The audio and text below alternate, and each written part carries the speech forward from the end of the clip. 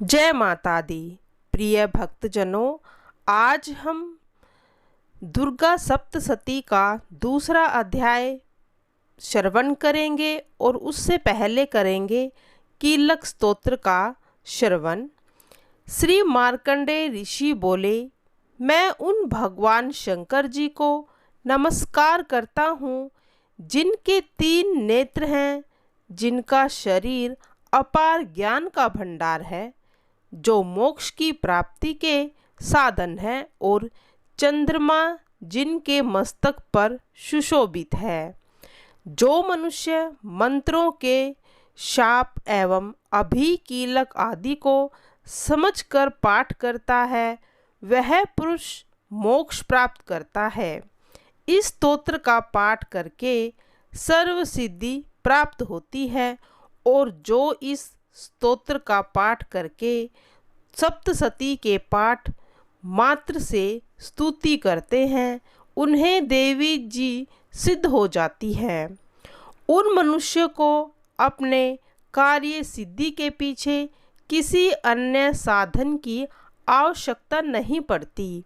बिना जप के ही सभी उच्चाटादनी अभिचारिक कर्म सिद्ध हो जाते हैं। लोगों को शंका हुई कि क्या समस्त उच्चाटन आदि कर्म इसी से सिद्ध हो जाते हैं। तब उस शंका का समाधान करने के लिए भगवान शिवजी ने कहा, हाँ, यह सब सिद्धियां देने वाला शुभ स्तोत्र है। इसके बाद भगवान शिव ने उस चंडिका स्तोत्र को गुप्त कर दिया। अतः मनुष्य में इस स्तोत्र के पाठ के द्वारा प्राप्त होने वाला पुण्य कभी समाप्त नहीं होता। जो मनुष्य कृष्ण पक्ष की चतुर्दशी अथवा अष्टमी के दिन एकाग्रचित होकर अपना सब कुछ भगवती के अर्पण करता है और फिर प्रसाद रूप ग्रहण करता है, उस पर भगवती प्रसन्न होती है, अन्यथा नहीं। इसी रूप के कीलक द्वारा महादेव जी ने भी कीलन कर दिया है। जो इसके द्वारा इस सप्तशती को निष्कल करके नित्य पाठ करता है, वह सिद्ध हो जाता है। देवी जी का गण एवं गंधर्व होता है। सब जगह विचरण करने पर भी उसे कोई भय नहीं होता, न ही उसकी अकाल मृत्यु होती है, और अंत में मोक्ष को प्राप्त करता है। इसीलिए इस कीलक स्तोत्र को ही समझकर दुर्गा सप्तशती का पाठ करना उचित है। जो इस प्रकार नहीं करता उसका नाश होता है। तभी तो बुद्धिमान इसे समझकर ही उत्कीलन से संपन्न स्तोत्र का पाठ आरंभ करते हैं। स्त्रियों में जो भी सौंदर्य, सौभाग्य आदि दिखाई देते हैं, वे सबके इस पाठ की ही कृपा का फल है। इसके कारण इस कल्याणवान स्तोत्र का जप ज़्यादा सदा करते रहना चाहिए। इस स्तोत्र के मंद स्वर से पाठ करने से थोड़ा फल मिलता है, उच्च स्वर से अधिक फल मिलता है, और सभी सिद्धियां प्राप्त होती हैं।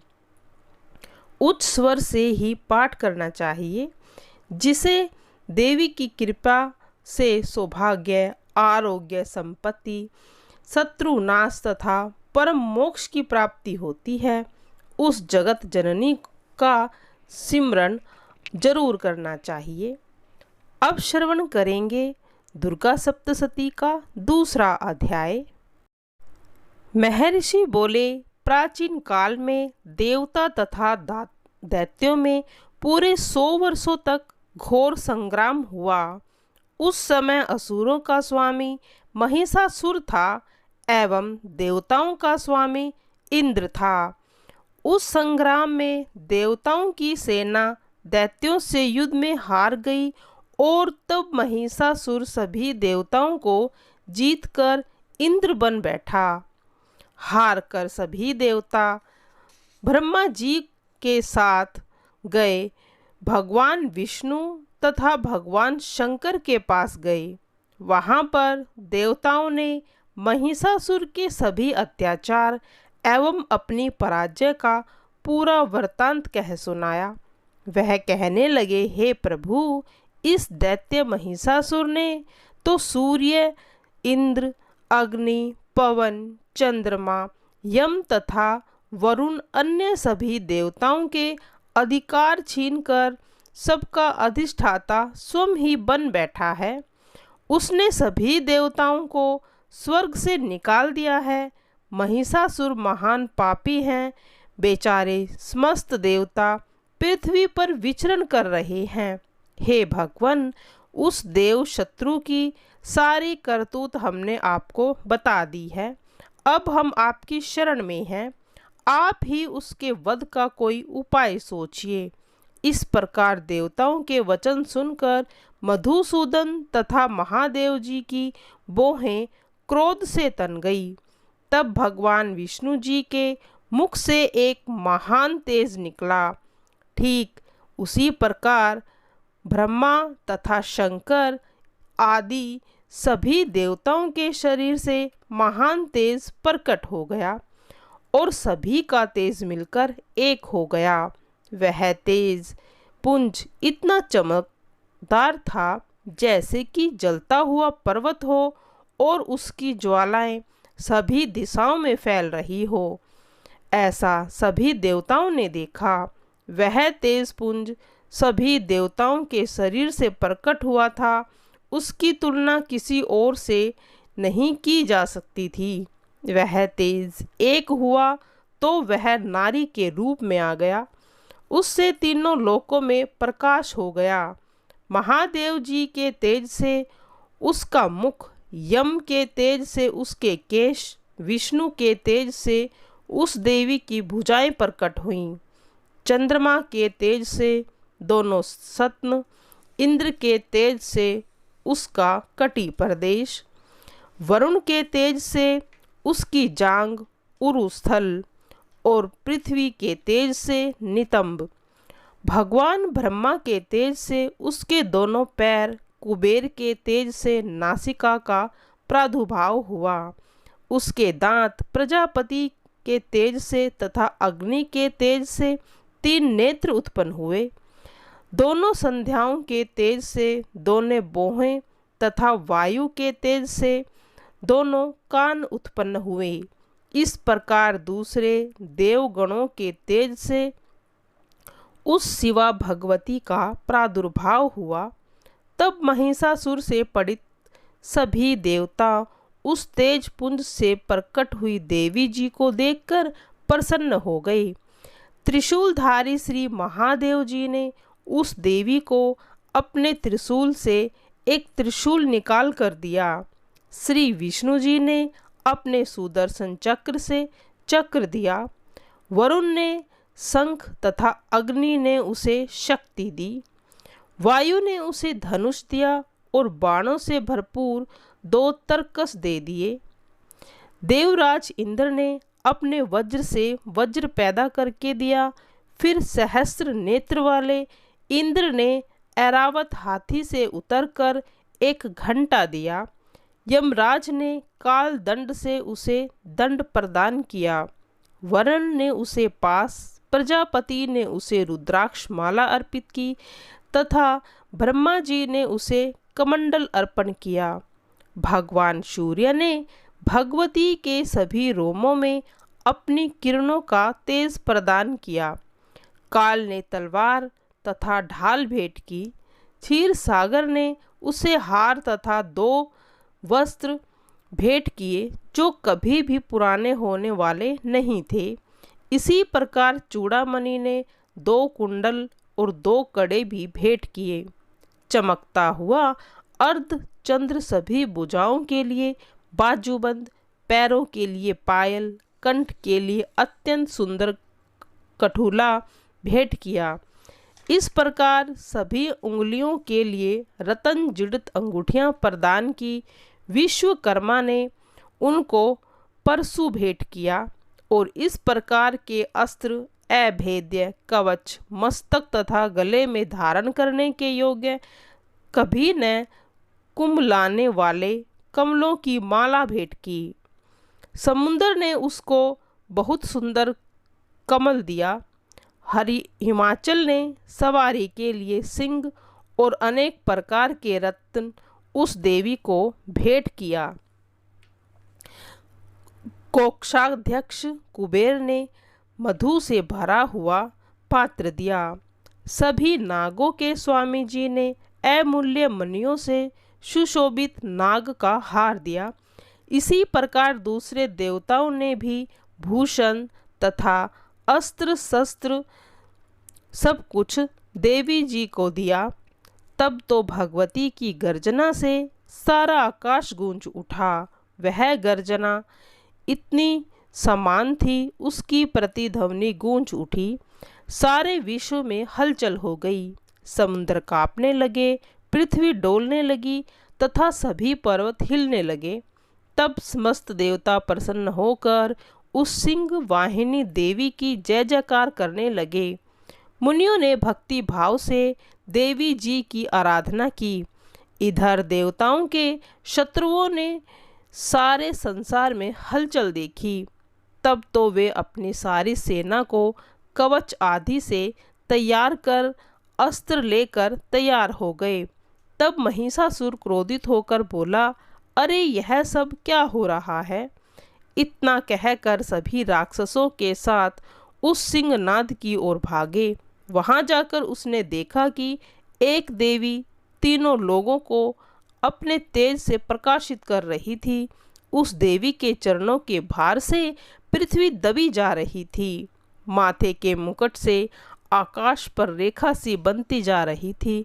उसके मनुष्य के टंकारों से सातों पाताल क्षुब्ध हो रहे थे। उस हजारों भुजाओं वाली देवी ने सभी दिशाएं ढक रखी थी। इसके पश्चात देवी जी के साथ उन दैत्यों का युद्ध आरंभ हो गया और वह नाना प्रकार के अस्त्र शस्त्रों का प्रहार करने लगे, जिससे सभी दिशाएं भर गई। इस समय महिषासुर का नया सेनापति चिक्षुर नामक दैत्य देवी के साथ युद्ध करने लगा।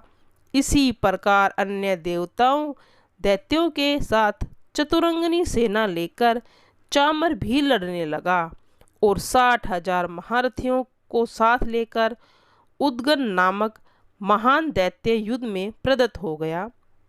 महाहनु दैत्य 1 करोड़ रथियों को लेकर घूम रहा था। तलवार के समान पैने रोमों वाला असीलोमा नामक दैत्य भी 4 करोड़ रथियों के साथ युद्ध में आ डटा।